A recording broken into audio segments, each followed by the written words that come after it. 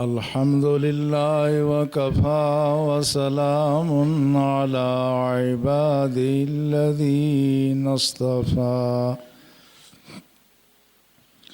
أما بعد فأعوذ بالله من الشيطان الرجيم بسم الله الرحمن الرحيم وسخر لكم ما في السماوات وما في الأرض جميعا منه إن في ذلك لآيات لقوم يتفكرون آمنت بالله صدق الله مولانا العظيم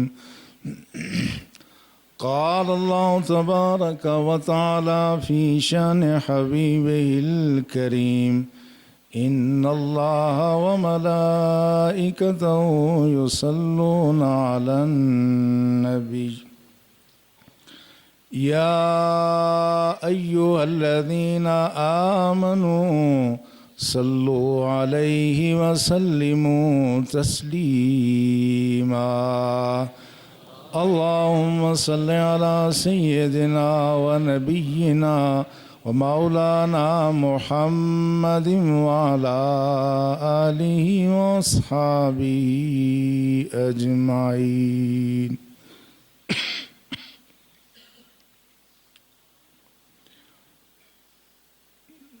نہایتی واجب التعظیم برادران ملت، گزشتہ جمعۃ المبارک کے موقع پہ ہم جس موضوع پر گفتگو کر رہے تھے آج اسی کو آگے بڑھائیں گے۔ اس کا خلاصہ یہ ہے کہ اسلام اور مغرب کے تصور حیات بہت مختلف ہیں، بلکہ مشرق کا بھی اسلام کے علاوہ جو تصور ہے وہ بہت مختلف ہے۔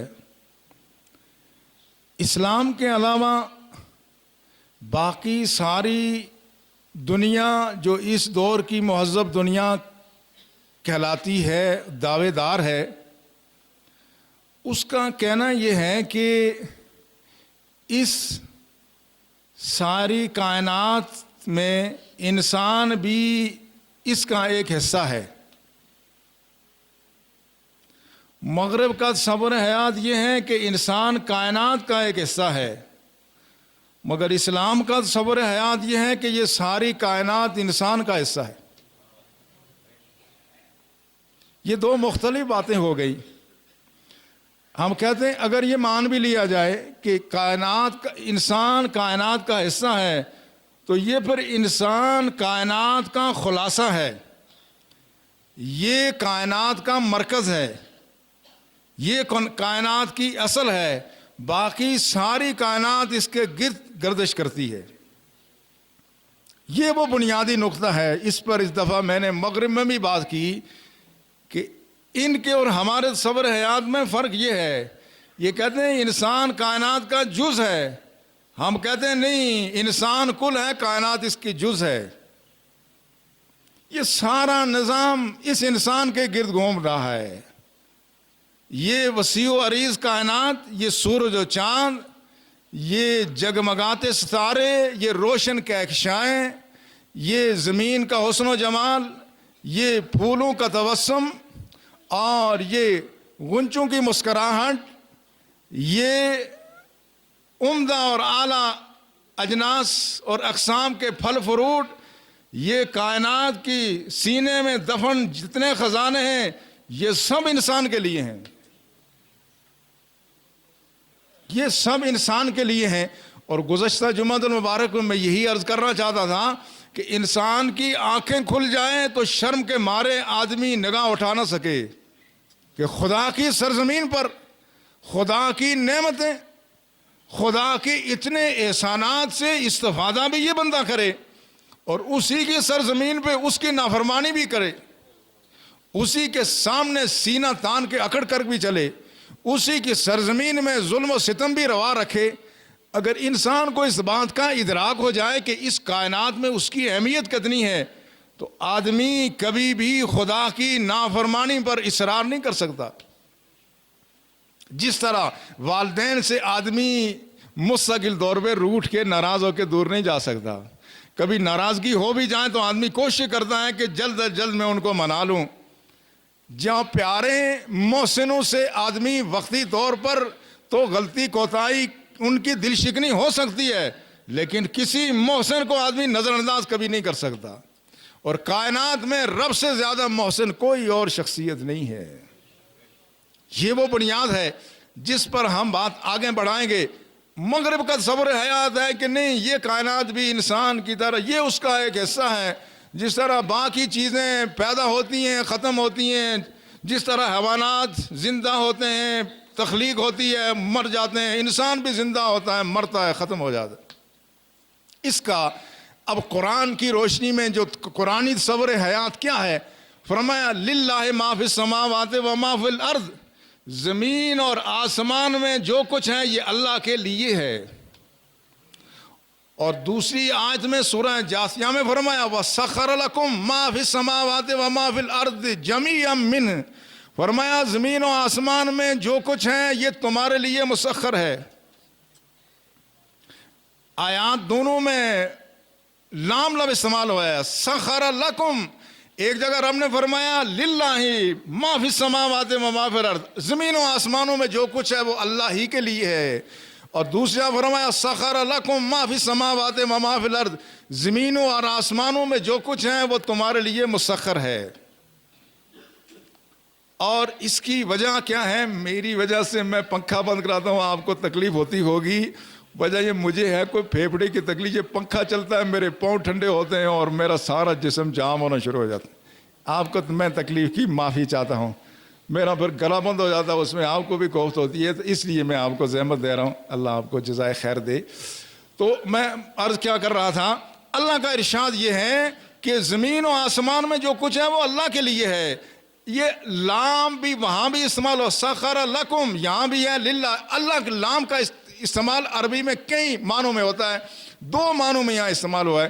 فرمایا للہ اللہ کے لیے ہے، یعنی ملکیت ساری رب کی ہے، زمین و آسمان ملکیت رب کی ہے، لیکن فرمایا خلق لکم، فرمایا جو کچھ ہے یہ فائدہ تمہارا ہے، تمہارے لیے ہے۔ ایک ہوتا ہے لام فائدے کے لیے اور دوسرا ہے لام ملکیت کے لیے۔ فرمایا مالک مخلوق کا کائنات کا رب ہے، مگر ساری کائنات کا سے استفادہ تم کرتے ہو، یہ ہے تمہارے لیے۔ تو معنی کیا ہوا؟ اب سخر لکم ما فی السماوات و ما فی الارض، زمین آسمان میں جو کچھ ہے وہ ہم نے تمہارے لیے مسخر کیا، اور فرمایا ان من شیء الا یسبح بحمدہ ولکن لا تفقہون تسبیحہم، فرمایا زمین و آسمان میں جو کچھ ہے یہ اللہ کی تسبیح کرتا ہے، تم اس تسبیح سمجھتے نہیں۔ اگر تسبیح سے مراد کوئی زبان سے ذکر ہے تو یہ تو ساری مخلوق اس طرح سے نہیں کرتی، پرندے حیوانات شاید کرتے ہوں گے، لیکن فرمایا جو بھی زمین آسمان میں ہے، اگر اس کا مطلب تسبیح کا یہ ہے کہ یہ ساری کائنات کا ایک ایک ذرہ ایک ایک فرد اللہ کے حکم کے تابع ہے، تو اللہ کے حکم کے تابع کیوں ہے؟ وہ اللہ کے حکم کے تابع اس لیے ہے کہ وہ اپنا فریضہ اپنے دائرے میں ادا کرے تاکہ انسان کی خدمت ہوتی رہے۔ للہ ما فی السماوات و ما فی الارض، ہے جو کچھ زمین و آسمانوں میں ہے ملکیت رب کی، مگر یہ خدمت سب کا سب یہ انسان کی کرتا ہے، عبادت وہ رب کی کرتا ہے مگر خدمت انسان کی کرتا ہے۔ اس لیے قرآن کی اس آیت میں فرمایا وَسَخَّرَ لَكُم مَّا فِي السَّمَاوَاتِ وَمَا فِي الْأَرْضِ جَمِيعًا مِّنْهُ، فرمایا زمین آسمان میں جو کچھ ہے ہم نے تمہاری تابع فرما کر دیا ہے۔ کس کو خطاب ہو رہا ہے؟ انسان کو خطاب ہو رہا ہے۔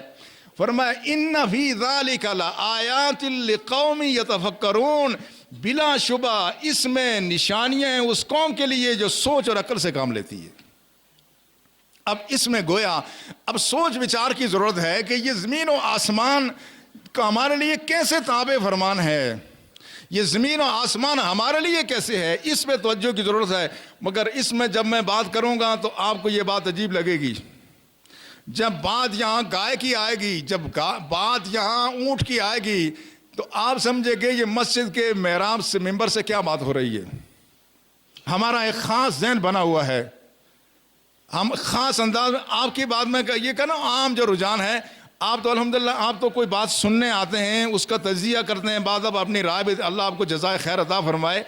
مگر یہ بات میں گائے اونٹ کی، اپنے گائے کی نہیں بات کر رہا ہوں، میں کو اپنے رکھے ہوئے اونٹ کی بات نہیں کرتا ہوں، یہ میں رب کا پیغام آپ تک پہنچاتا ہوں۔ رب کی ذات کیا کہتی ہے، اس نے کہا ان فی ذلک لآیات لقوم یتفکرون، زمین و آسمان کی ہر چیز میں عقل مندوں کے لیے نشانیاں ہیں۔ اب اس آیت کی طرف آئیں جس میں اللہ جل شانہ نے فرمایا وَإِنَّ لَكُمْ فِي الْأَنْعَامِ لَعِبْرَةً، تمہارے لیے چوپاؤں میں بھی سبق موجود ہے، اگر دیکھنا چاہو تو تمہاری آنکھیں کھولنے کے لیے چوپائے کافی ہیں۔ اِنَّ لَكُمْ فِي الْأَنْعَامِ لَعِبْرَةً نُسْقِيكُم مِّمَّا فِي بُطُونِهِ مِن بَيْنِ فَرْثٍ وَدَمٍ لَبَنًا خَالِصًا سَائِغًا لِّلشَّارِبِينَ۔ فرمایا ان چوپاؤں میں تمہارے لیے سامان عبرت ہے، اگر دیدہ بینا ہو دیکھ سکتے ہو تو چوپاؤں کو دیکھو، اس میں تمہارے لیے سبق موجود ہے۔ کیسے سبق موجود ہے؟ فرمایا اس میں سبق یوں موجود ہے کہ ہم ان چوپاؤں کے اجسام میں سے خون اور گوشت کے درمیان سے تمہارے لیے خوشگوار دودھ پیدا کرتے ہیں۔ ہم نے دودھ کی نہریں جاری کر دیں۔ ان لکم فی الانعام لعبرۃ، تمہارے لیے چوپاؤں میں سامان عبرت موجود ہے۔ اب جب اللہ کی ذات سامان عبرت کہتی ہے، اس کا مطلب یہ ہے، اس کا مدعا یہ ہے کہ انسان سوچے، چوپاؤں کے بارے میں سوچے، دودھ سے متعلق سوچے کہ یہ دودھ کہاں سے آتا ہے۔ جب اس نے کہا ان لکم فی الانعام لعبرۃ، تو اس کا مطلب یہ ہے اس سے سوچنے سے کوئی بات ہمارے پلے پڑے گی۔ اور میں مغرب میں لوگوں کو یہی کہتا ہوں، وہ باتیں کرو اب جو غیر مسلم کے دل کو بھی لگیں۔ قرآن یہ سب کے لیے پیغام ہے، اور الحمدللہ اس کی آیات میں وہ سامان موجود ہے کہ غیر مسلم کے مجمع میں بھی بات کریں گے تو اس کو بھی یہ بات ٹکرائے گی اور وہ سوچنے میں مجبور ہو جائے گا۔ اللہ کی ذات بندوں کو کہتی ہے تم اس پہ سوچو کہ یہ تمہارے لیے جو ہم نے دودھ کی نہریں جاری کی، یہ کہاں سے جاری ہوئی ہیں؟ یہ جاری ہوئی ہیں خون اور گوبر کے درمیان سے۔ اب یہ بات ایسی قرآن نے بیان کر دی، یہ اس زمانے کی بات ہے جب کسی کو پتہ ہی نہیں تھا کہ خون کیا ہے، گوبر کیسے بنتی ہے، کیا ہوتا ہے۔ اگر یہ قرآن رب کا کلام نہ ہوتا تو آج کی جدید سائنس، آج کون سی چیز پوشیدہ ہے؟ آج کائنات کے ذرے ذرے میں جہاں کر کے انسان دیکھ رہا ہے، آج کوئی چیز ذرہ ذرہ ایسا ہے جو آج کی سائنس کے سامنے بے حجاب ہے۔ یہ قرآن اگر رب کی کتاب نہ ہوتا تو آج اس بات کو چیلنج کیا جاتا، مگر رسول عربی کی زبان سے جو قرآن نازل ہوا، جو بات کہی گئی، آج کی سائنس اس کو تسلیم کرنے پہ مجبور ہو جائے گی۔ یہ نظام دوران خون کیا ہے؟ اس کی سب سے پہلے کچھ تفصیل ہمارے مسلمان سائنسدان ابن نفیس نے بیان کی، اس کے بعد 13ویں صدی کی بات ہے، 300 سال کے بعد ولیم ہاروے نے ساری تفصیل بتائی کہ نظام دوران خون ہوتا کیا ہے۔ مگر میں نظام دوران خون آپ کو نہیں بتا رہا ہوں، میں وہ بات بتا رہا ہوں جو رب نے کہا کہ یہ تمہارے لیے دودھ کہاں سے آتا ہے، یہ گوبر اور خون کے درمیان سے آتا ہے۔ ہوتا کیا ہے؟ جب ہمارا جانور چارہ کھاتا ہے، چارہ کھانے کے بعد ہضم ہوتا ہے، ہضم ہونے کے بعد جب وہ چھوٹی آنت میں جاتا ہے، پھر بڑی آنت میں جاتا ہے، تو جب ہضم ہوتا ہے، ہضم ہونے کے بعد اس کے غذائی اجزاء الگ ہونا شروع ہو جاتے ہیں، اس کا فضلہ الگ ہونا شروع ہو جاتا ہے۔ غذائی اجزاء الگ ہوتے ہیں، فضلہ الگ، آنت کے ایک ہی ٹیوب کے اندر چل رہا ہے۔ ہضم ہونے کے بعد ٹیوب کے اندر وہ فضلہ چل رہا ہے۔ غذائی ہمارے ڈاکٹر صاحب بھی الحمدللہ موجود ہیں، یہ کہیں ہم کوئی غلط بات کریں یا ہمیں بتا بھی سکتے ہیں، مگر جو میں بات کرتا ہوں، میں سائنس کا طالب علم نہیں ہوں، میں نے 10ویں تک سائنس پڑھی ہے، اتنا آپ میں سے ہر ایک نے پڑھی ہے۔ میں جو بات کرتا ہوں وہ پورے سند کے ساتھ کرتا ہوں الحمدللہ۔ اب جب وہ وہاں سے آنت سے فضلہ گزرتا ہے، ہاضم ہونے کے بعد غذائی اجزاء اللہ کی ذات الگ کر دی ہے، فضلہ الگ کر دیتی ہے۔ تو ہوتا کیا ہے، اسی آنت کے اندر جو باریک باریک بال سے باریک رگیں ہیں جن کو کیپیلریز یا عروق شاریہ کہتے ہیں، یہ اس کے غذائی اجزاء کو جذب کرتی ہیں۔ جب وہاں ٹیوب سے گزرتا ہے فضلہ، اس کو یہ جذب کرتی ہیں۔ جذب کرنے کے بعد وہ غدود جنہوں نے دودھ بناتا ہوتا ہے یہ وہاں تک پہنچا دیتی۔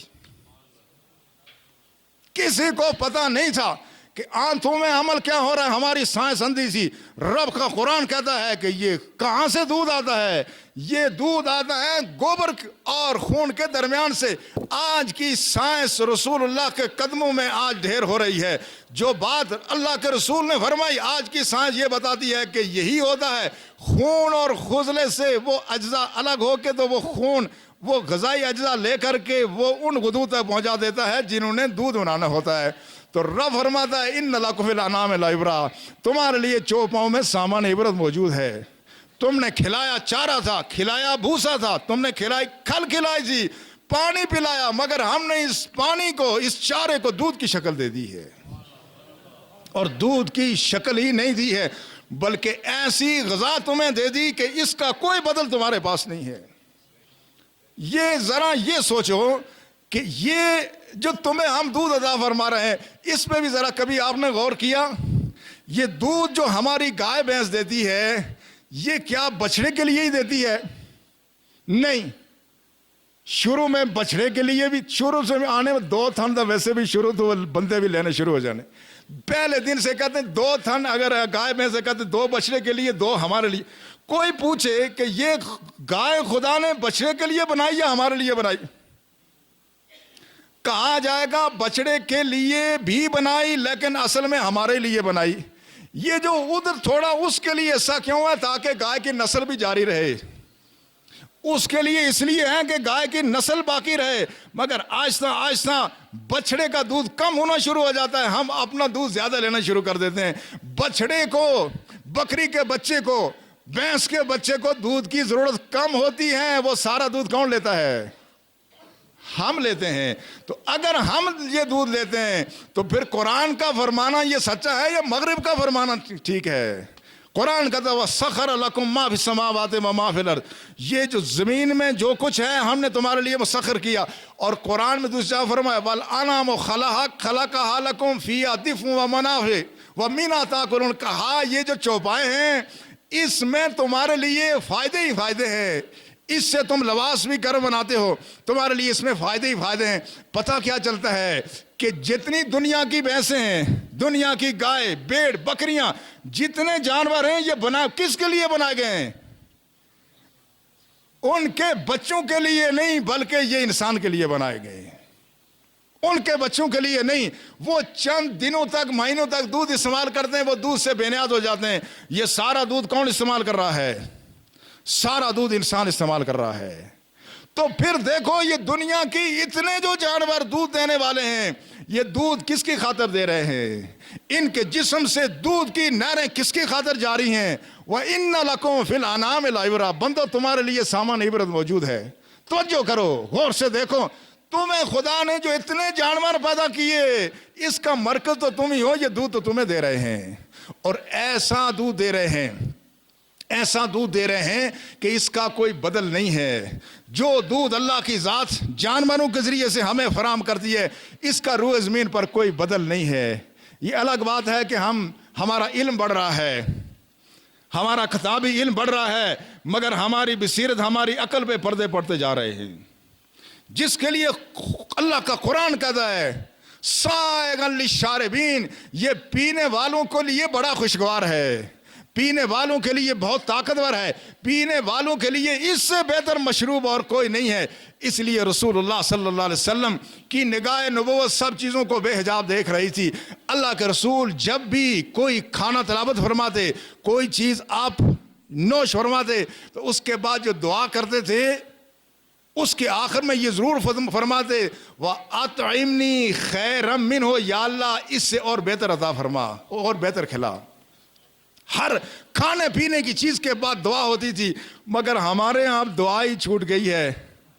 میں نے دیکھا پاکستان میں ابھی برطانیہ میں نے میرپور کے لوگ دیکھے، وہ اگر کسی کی دعوت بھی کریں تو سامان لا کے کھانے کا چن کر کے کہتے ہیں اچھا جی وہ سارے بزرگوں واسطے دعا بھی کر چھوڑو، سورہ فاتحہ اخلاص پڑھ کے کہتے ہیں ہمارے بزرگوں کے لیے دعا بھی کر لیں، کھانا بھی کھا لیں۔ ہمارے ہاں اگر ایصال ثواب کے لیے بھی کھانا پکے، لوگ اس میں بھی دعا سے منع کرتے ہیں۔ عجیب و غریب فلسفہ ہے۔ مجھے ان کی یہ بات بہت اچھی لگی، دعوت کرتے ہیں مہمان کی، یہاں اگر کسی مہمان کے سامنے کھانا رکھ کے کہیں کہ دعا کر لو، وہ اسے کھانا ہی چھوڑ کے چلا ہے۔ یہ ختم ہی بولا ایسا کہ دعوت ہی بولا ایسے، دعا کیوں کرانے۔ یہ ہے ہمارا رجحان اہل ایمان۔ ہمارے مزاجوں میں تکبر بھی ہے، ہمارے مزاجوں میں تشدد بھی ہے، اس کو نکالنے کی ضرورت ہے۔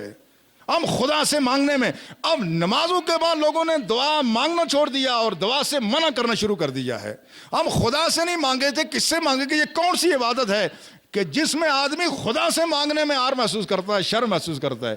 اس لیے ہر کھانے کے بعد، پینے کے بعد کہنا چاہیے الحمدللہ الذی اطعمنا وسقانا وجعل مسلمین، یا اللہ سب تعریف ہیں اس ذات کے لیے جس نے ہمیں کھلایا پلایا اور اپنا فرمانبردار بندہ بنایا۔ یہ طریقہ رسول اللہ کا۔ جس بات کی طرف میں آپ کی توجہ مبذول کرانا چاہتا، وہ رسول اللہ ہر کھانے پینے کی چیز کے بعد کہتے تھے وَأَطْعِمْنِي خَيْرًا مِّنْ، یا اللہ اب اس سے اور اچھا بھی عطا فرما۔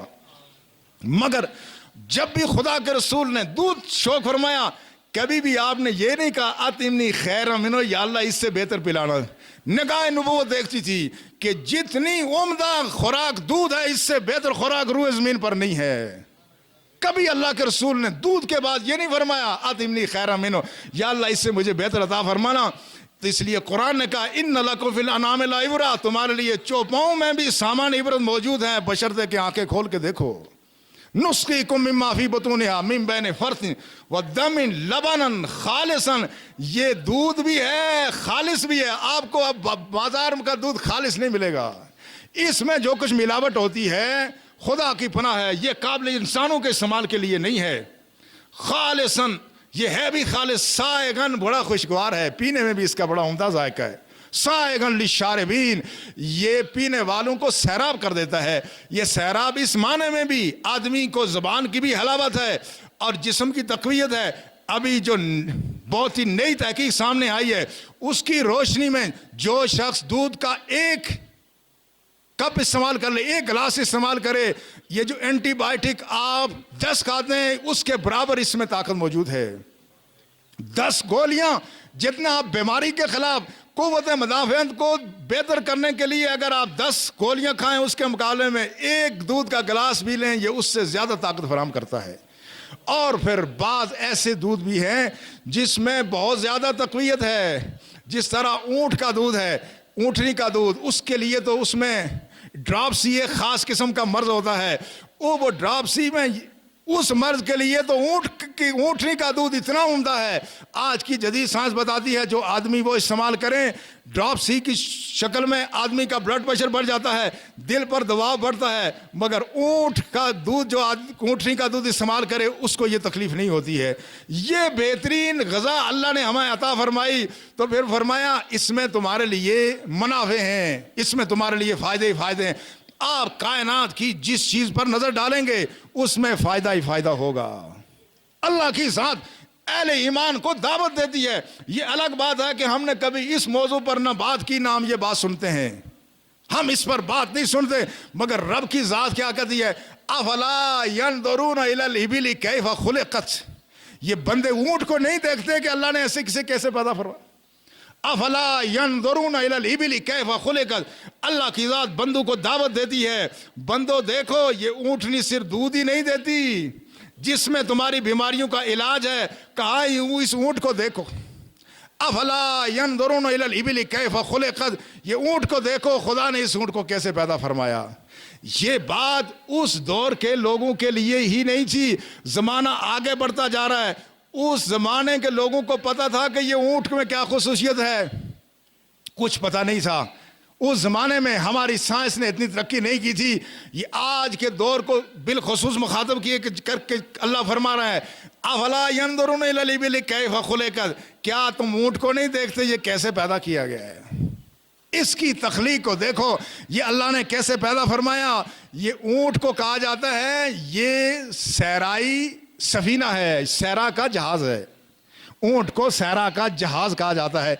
اس کو خدا نے جیسے پیدا کیا, اس کی ایک میں تفصیل میں تو نہیں جاؤں گا, مگر موٹی موٹی باتیں میں آپ حضرات کے گوش گزار کروں گا, اور پھر آپ دیکھیں گے کہ اس میں کیا خصوصیت اللہ نے رکھی ہے. اس کے نتنوں میں اللہ نے خصوصیت یہ رکھی ہے کہ یہ صحرا میں, چونکہ یہ صحرائی سفینہ ہے, جتنے بھی جب آندھی چلتی ہے صحرا میں ریت اٹھتی ہے تو اس کے ناک میں اللہ نے ایسا نظام دیا ہے کہ یہ ایک ذرہ بھی نیچے نہیں جانے دیتی.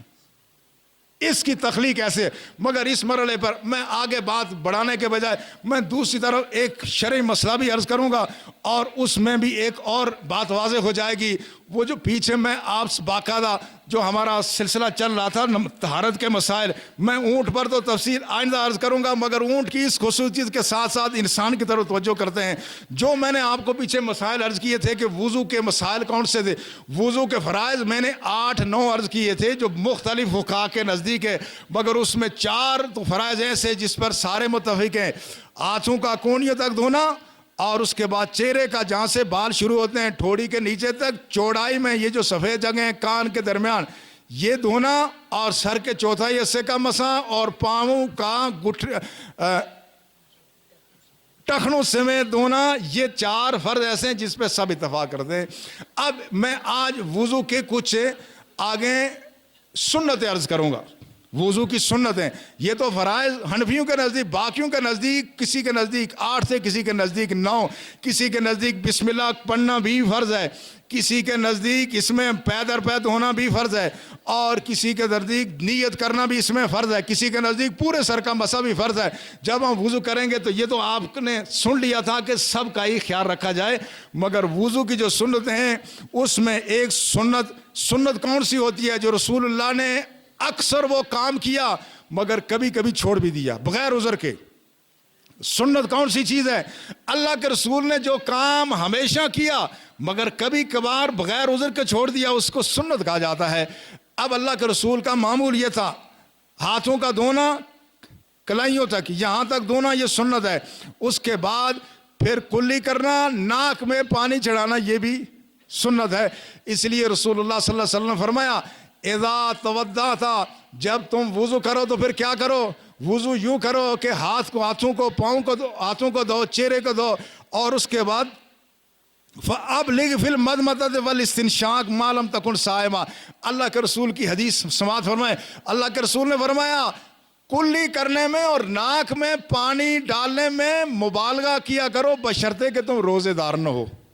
کوئی آدمی روزے دار ہو تو مبالغہ نہ کرے. مبالغہ کا مطلب کیا ہے کہ پانی منہ میں ڈال کر کے آدمی غرارہ نہ کرے کہ پانی کا کوئی قطرہ حلق سے گزر جائے, یا ناک میں پانی ڈال کے آدمی اوپر زیادہ نہ کھینچے, ممکن ہے کوئی پانی حلق سے ناک کے راستے حلق میں چلا جائے. یہ تو اس شخص کے لیے ہے جو وضو کرتا ہے اور وہ روزے سے ہے. لیکن فرمایا اذا توضأ احدکم فلیجعل فی انفہ ماء ثم لینثر, جب کوئی شخص وضو کرے تو اپنے ناک میں پانی چڑھائے اور اس کے بعد ناک کو سنیکے. ناک کو سنیکنا یہ بھی رسول اللہ صلی اللہ علیہ وسلم کی سنت ہے. ہمارے ہاں اب یہ اس کی وجہ خدا کے رسول نے جو بیان فرمائی ہے, آپ اندازہ فرمائیں آج اللہ کے رسول نے جو بات ارشاد فرمائی کتنی عمدہ بات ہے. آپ نے فرمایا جب کوئی شخص ناک میں بھی پانی ڈالتا ہے, اچھی طرح سے کلی کرتا ہے, ناک کو صاف کرتا ہے, تو کیا ہوتا ہے خرت خطایا فیہ وخیاشیمہ مال ماء. فرمایا جب کوئی شخص ناک میں پانی چڑھا کر کے اور اس کو سنیکتا ہے اور اس طرح سے چہرہ دھوتا ہے تو چہرہ دھونے سے اللہ اس کی چہرے کی جتنی بھی برائیاں ہیں گناہ خدا ساری معاف کر دیتا ہے چہرہ دھونے سے. اور منہ میں پانی ڈال کر کے مسواک کر کے منہ کو صاف فرمایا خرت عنہ خطایا وجی اللہ خطایا فی, اس کے منہ کی جتنی بھی غلطیاں برائیاں ہیں چھوٹے گناہ اللہ سارے معاف فرما دیتا ہے. منہ بھی اپنا صاف ہوا, غلطیاں بھی دور ہو گئیں. لیکن جو فرمایا اور کیا ہوتا ہے, اور اس کی خیاشیم بھی دور ہو جاتی ہیں. یہ خیاشیم کیا چیز ہے؟ خیاشیم وہ چیز ہے جس طرح اللہ نے اونٹ میں خصوصیت رکھی ہے, ہمارے اندر اس طرح کی نہیں, لیکن ہمارے اندر بھی ہے. ہمارے ہاں سنیکنا لوگ تہذیب کے خلاف سمجھتے ہیں. ہم بھی کوئی عجیب ماڈرن لوگ ہو گئے ہیں. بازاروں میں نیم اریاں پھرنے میں اور لڑکوں کا زنانہ لباس پہننے میں کوئی حیا شرم نہیں ہے، مگر ہم سنیکنے میں ہم ہر وقت کا کوئی کیا کہے گا؟ دیکھو یہ جب اللہ کے رسول نے فرمایا ثم لینظر، اس کو چاہیے کہ وہ ناک کو صاف کرے۔ سنیک یہاں ینظر کا معنی سنیکنا ہے۔ اس کا فائدہ کیا ہوتا ہے؟ اللہ کے رسول نے فرمایا خرت خیاشیم، فرمایا اس کے ناک کے اندر جتنی خرابی ہوتی ہے اللہ ساری دور فرما دیتا ہے۔ اب آج کی تحقیق آپ کے سامنے گزارش کر رہا ہوں، آج کی تحقیق یہ ہے جو فضا میں جتنے آلودگی ہے یہ ساری جب ہمارے ناک کے راستے اندر داخل ہونا چاہتی ہے، ہمارے ناک کے اندر کے بال اس کو پکڑ لیتے ہیں۔ اس کے اندر جو ایک خاص لبریکیشن ہے، ایک خاص نمی سی ہمارے ناک کے اندر ہوتی ہے، جو بالوں سے آگے چلے جائے وہ ساری نمی وہاں ان کو پکڑ لیتی ہے۔ جتنی بھی آپ دیکھیں، اور راولا کوٹ میں اب گرد و غبار اتنا زیادہ ہو گیا، ٹریفک کا اتنا رش ہے کہ گرد و غبار ہر جگہ ہوتا ہے، یہ ساری مٹی کہاں جاتی ہے؟ ہم جب سفر کرتے ہیں تو ساری ہماری ناک میں جا کے خدا نے ادھر روکی ہوئی ہے، ادھر اندر رکی ہوتی ہے۔ اب جب ہم وضو کرتے ہیں تو جو آدمی سنیکتا ہے اور جو نہیں سنیکتا فرق کیا ہے؟ جب ہم پانی جلدی سے ڈال کر کے اور اس کے بعد آگے سے اس کو صاف کر لیں گے، کیا ہوگا؟ ایک تو آگے سے پوری طرح سے صاف نہیں ہوگا، اور پیچھے جراثیم سارے یہاں جمع ہیں، وہ جو پیچھے جمع ہیں وہ وہیں رہتے ہیں، وہ کسی وقت نیچے بھی داخل ہو سکتے ہیں جب زیادہ ہو جائیں۔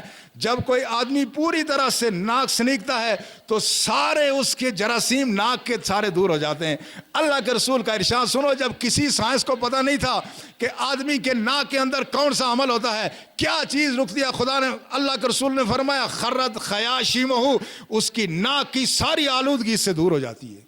اس کو اپنے معمول بنا دیجئے۔ ہمارا ایمان ہے کہ وہ ساری چیزیں جو اللہ کے رسول نے ہمیں عطا فرمائی، یہ دین کی ہر چیز انسان کے لیے بہتری ہے۔ اللہ تعالی ہمیں توفیق عطا فرمائے۔